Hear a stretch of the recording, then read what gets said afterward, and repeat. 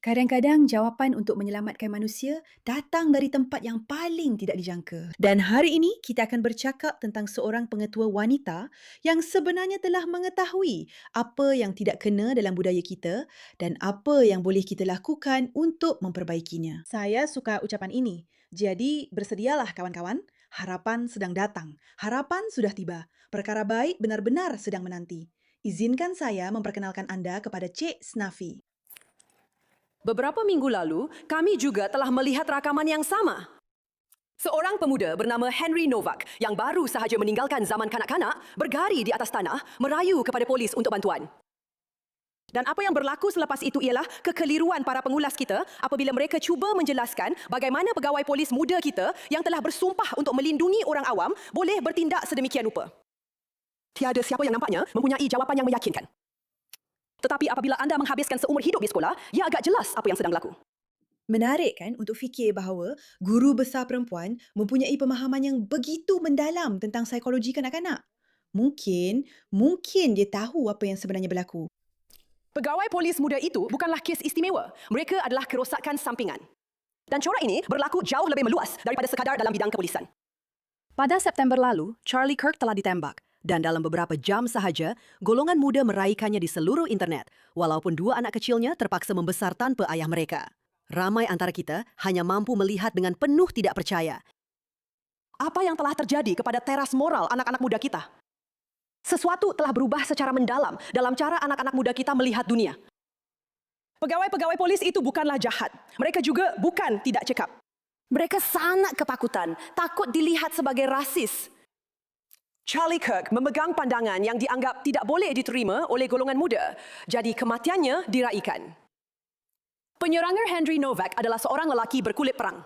Jadi, naluri paling mendalam polis untuk melindungi mangsa telah diketepikan oleh ketakutan paling besar mereka, iaitu dituduh sebagai rasis. Jelas sekali, ini datang daripada seseorang yang bukan berkulit putih, yang menjadikannya lebih berkesan, tetapi mungkin orang lain tidak akan mendengarnya. Itulah sebabnya Anda berdepan tentangan. Polis bukanlah istimewa. Mereka sama seperti sesetengah anak muda kita yang begitu dibelenggu oleh rasa bersalah orang kulit putih sehingga mereka sanggup melakukan perkara gila, tidak rasional dan tidak berperi kemanusiaan semata-mata kerana takut dilihat sebagai rasis. Melainkan kita cuba untuk menjelaskan perubahan dalam teras moral kita dan teras moral anak muda kita serta mengapa kita menyaksikan perubahan budaya ini di banyak negara barat, kita tidak boleh berpura-pura mengambil berat tentang barat.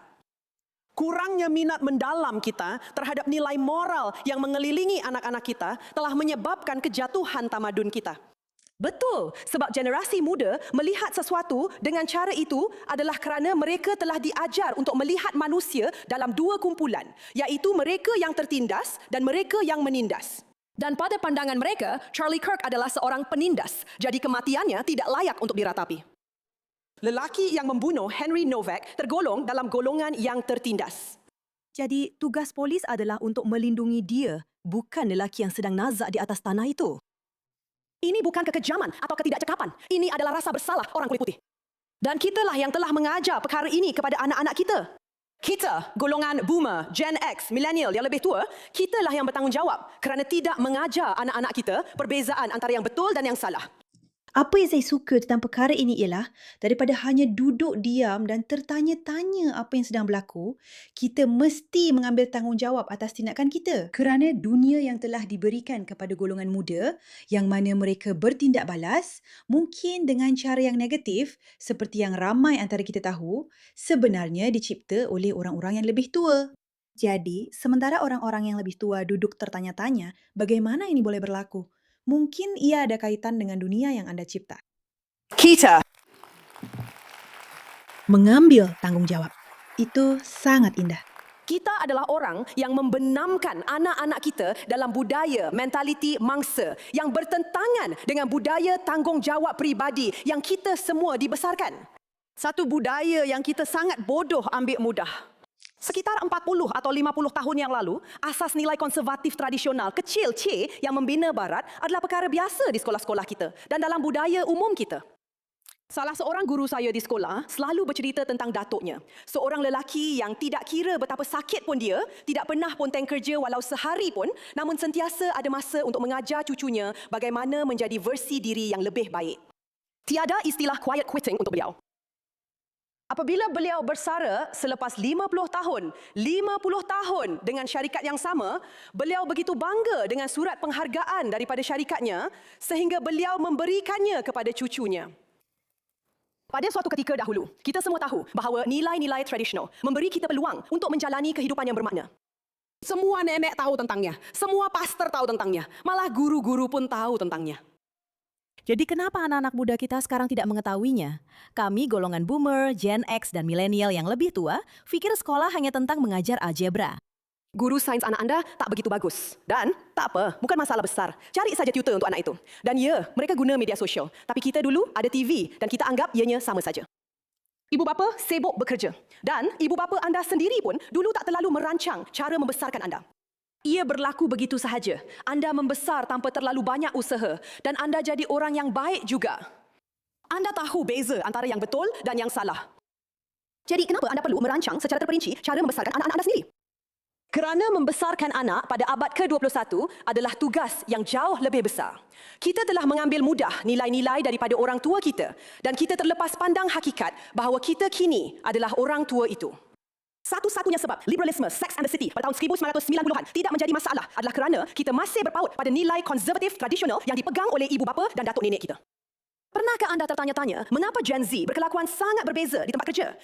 Memang bukan semuanya begitu, tapi kita semua tahu. Mereka cenderung lebih suka menunjuk-nunjuk berbanding generasi lebih tua, lebih menghargai perasaan dan tidak benar-benar mengamalkan nilai konservatif tradisional seperti tanggungjawab kepada orang lain atau pengorbanan sebenar. Sebaliknya, lebih kepada pengorbanan yang hanya untuk dipertontonkan. Saya boleh tambah ulasan saya, tapi saya rasa ia memang tak berguna langsung. Awak semua hanya perlu dengar setiap perkataan yang dia cakap. Awak semua tahu saya tak suka guna produk pada kulit saya sebab saya tak nak rasa melekit atau tersumbat dan saya cuma nak rasa bersih. Dan saya tahu tak ada rutin penjagaan muka itu seolah-olah satu kesalahan. Tapi sekarang saya dah jumpa OneSkin, saya mungkin kena akui yang saya silap selama ini. Awak tengok, saya belum tua lagi. Tapi kebelakangan ini saya nampak perubahan pada kulit saya yang dah mula menunjukkan tanda-tanda penuaan dan memang sangat-sangat tak sopan. Tapi selepas banyak dipujuk oleh kawan-kawan saya pun cuba juga. Dan ya, sekarang saya dah berubah. Saya tak akan promosikan benda yang saya tak percaya. Korang semua dah tahu caranya. Tapi maksud saya, cuba tengok sendiri. Apa pendapat korang? Dan ini bukan pengalaman saya saja. OneSkin ada lebih 10,000 ulasan 5 bintang dan sekarang mereka adalah peneraju dalam kesihatan jangka panjang kulit. Saya kena ingatkan korang, berbeza dengan apa yang internet cuba buat korang percaya, sebenarnya korang tak perlukan rutin yang rumit pun untuk dapatkan kulit yang lebih cantik. Dilahirkan daripada lebih sedekad penyelidikan tentang jangka hayat, Peptida OneSkin OSO1 terbukti dapat menyasarkan tanda-tanda penuaan yang kelihatan, membantu korang mendapatkan kulit paling sihat sekarang dan juga apabila korang semakin berusia. Untuk masa terhad, cuba OneSkin dengan diskaun 15% menggunakan kod MIRA di oneskin.co/MIRA. Itu diskaun 15%. oneskin.co dengan kod MIRA. Selepas korang beli, mereka akan tanya di mana korang dengar tentang mereka. Jadi tolong sokong merancangan kami dan beritahu mereka yang kami yang perkenalkan. Sebaliknya, golongan muda kini hidup dalam budaya kepuasan segera dan slogan hidupkan kehidupan terbaik anda. Jadilah diri sendiri, jadilah siapa yang anda mahu jadi. Dan kalau anda rasa Gen Z teruk, tunggu sampai anda lihat Gen Alpha pula. Perubahan budaya ini datang daripada apa yang anak-anak pelajari di sekolah dan dalam talian. Tanya, mana-mana orang muda, apa sejarah yang mereka pelajari di sekolah? Dan mereka akan beritahu anda. Hitler, tanya mereka, apa lagi? Perhambaan, tanya mereka apa lagi? Hak sivil Amerika. Sebenarnya, sedikit sahaja yang mereka tahu tentang sejarah, semuanya berkisar tentang orang kulit hitam dan coklat berjuang untuk kesaksamaan menentang orang kulit putih. Wanita berjuang menentang lelaki untuk mendapatkan hak mengundi. Orang gay dan trans berjuang untuk pelbagai hak. Anak-anak muda kita telah diajar bahawa sejarah hanyalah satu kisah panjang tentang pelbagai kumpulan yang berjuang di bawah penindasan lelaki kulit putih yang sudah mati.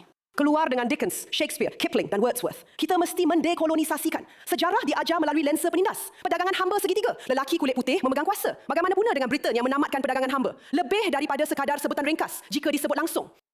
Tidak. Bagaimana pula dengan perdagangan hamba Arab yang berlangsung 3 kali lebih lama daripada perdagangan hamba segitiga? Tidak. Baiklah, jadi sejarah GCSE di Britain sering diajar sebagai migrasi sepanjang masa. Jadi idea bahawa Britain sentiasa menjadi tanah imigran telah tertanam dalam fikiran anak-anak kita. Kebanyakan sekolah lebih suka menumpukan pembelajaran tentang bilangan kecil orang kulit hitam yang wujud di England zaman Tudor berbanding analisis mendalam tentang pemisahan England dari Rom. Sejarah zaman pertengahan menjadi kisah beliau dan diceritakan dari sudut pandang Eleanor dari Aquitaine kerana akhirnya beliau adalah seorang wanita. Belum lagi berminggu-minggu belajar tentang Raja Mansa Musa dari Mali hanya kerana beliau seorang Muslim kulit hitam. Pengaruh beliau terhadap institusi, undang-undang dan kepercayaan British memang tidak wujud langsung. Dan hakikat bahawa beliau dikatakan sebagai lelaki terkaya dalam sejarah, sebahagiannya kerana masyarakat beliau yang memiliki ramai hamba, adalah satu fakta yang jarang sekali diajar oleh guru-guru. Tetapi bukan sekolah kita sahaja, ia juga budaya umum kita. Bawa anak-anak anda ke muzium atau galeri seni di mana-mana negara barat dan anda akan dapati naratif yang sama. Sebagai contoh, apabila belajar tentang penerbangan di Museum Sains London dan pencapaian luar biasa manusia mencipta mesin besar yang boleh bergerak di langit, satu penulisan di dinding menerangkan bahawa wanita dan orang kulit hitam secara sejarahnya telah dihalang daripada bidang penerbangan, sekolah dan ketenteraan. Begitu juga James Watt, lelaki yang mencipta enjin warp dan dianggap sebagai pengasas revolusi perindustrian, mempunyai penulisan di dinding yang menerangkan bahawa kerjaya awalnya melibatkan perdagangan hamba dengan analisis tambahan mengenai penglibatan seluruh Britain dalam perdagangan hamba. Mereka meratakan keseluruhan kisah manusia dan segala kerumitannya kepada naratif penindas dan yang ditindas, menyebabkan golongan muda tidak dapat melihat dunia dalam istilah lain.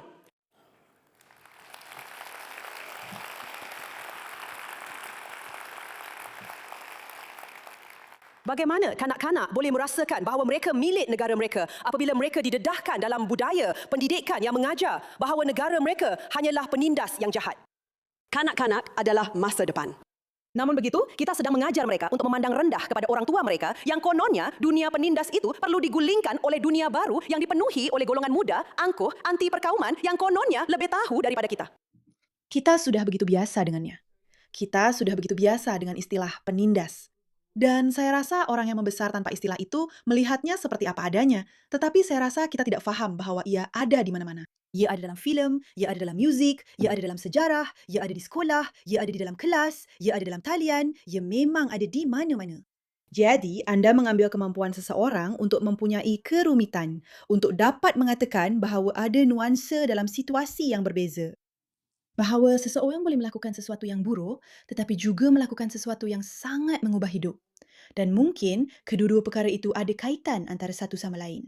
Mungkin ketidakseimbangan kuasa telah mencipta sesuatu yang lebih besar. Namun perbualan itu terhapus kerana itulah bahagian kanak-kanak yang menuntut mereka untuk benar-benar mengambil tanggungjawab. Mungkin anda mahu anak anda menjalani kehidupan yang selesa. Sudah tentu anda mahu begitu. Tetapi, adakah anda sedar bahawa memberikan mereka ketidakselesaan, memberi mereka alat untuk menghadapi situasi yang tidak selalu selamat dan dengan itu sebenarnya mampu menangani kerumitan apabila ia muncul dalam hidup mereka. Dan ia pasti akan berlaku. Ketidakmampuan orang dewasa untuk menyedari hadiah yang telah diberikan oleh ibu bapa mereka dan bahawa mereka mempunyai tanggungjawab untuk memberikan perkara itu kepada anak-anak mereka. Dan bukan sekadar mengabaikannya dengan seperti sejenis mangsa, dimangsakan. Saya rasa tidak, ia ada di mana-mana. Dan kanak-kanak tidak mempunyai kefahaman yang mendalam, melainkan mereka dilatih dalam kefahaman itu. Kita orang barat yang lebih tua sedang memotong dahan tempat kita duduk kerana rasa bersalah yang dirasai oleh sebahagian daripada kita kerana menjadi orang kulit putih dan berprivilege. Kita melihat Mandami, Datuk Bandar New York dan Zach Polanski, pemimpin parti hijau yang sangat popular dalam kalangan mereka di bawah umur 30 di UK. Dan kita tertanya-tanya, apa sebenarnya yang sedang berlaku? Kenapa anak-anak muda kita mengundi dan menyokong ahli politik Marxis dan yang agak ekstrim ini? Hanya sedikit daripada kita yang faham betapa dunia dalam talian mengukuhkan budaya penindas lawan yang ditindas ini. Donald Trump menulis dalam satu ciapan beberapa hari lalu, Marxisme adalah idea paling mudah untuk dijual kepada sesiapa sahaja.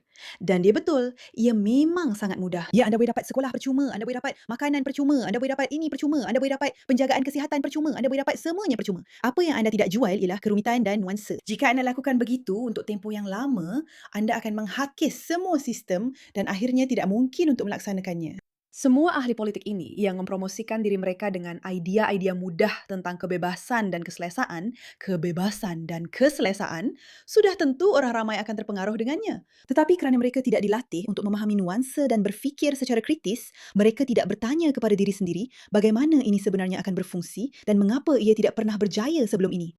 Itu adalah satu set kemahiran yang anda perlu berikan kepada anak-anak anda, atau ia tidak akan, tidak akan, tidak akan, tidak akan, tidak akan, tidak akan, tidak akan berubah.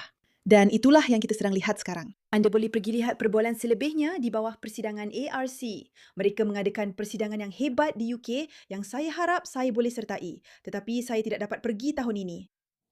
Tetapi, perbualan ini perlu diadakan. Jika anda tidak memberikan anak-anak anda keupayaan untuk berfikir tentang nuansa dan untuk mentafsir idea-idea yang rumit, serta untuk berasa tidak selesa, dan anda membenarkan mereka melihat segala-galanya dalam mentaliti mangsa dan penindas, inilah yang akan kita cipta. Ia mudah untuk mempengaruhi mereka. Ia lebih sukar sebagai ibu bapa untuk mengambil tanggungjawab dan bertanya kepada diri sendiri bagaimana kita memastikan generasi akan datang menjadi lebih baik. Terima kasih atas perhatian anda terhadap perkara ini.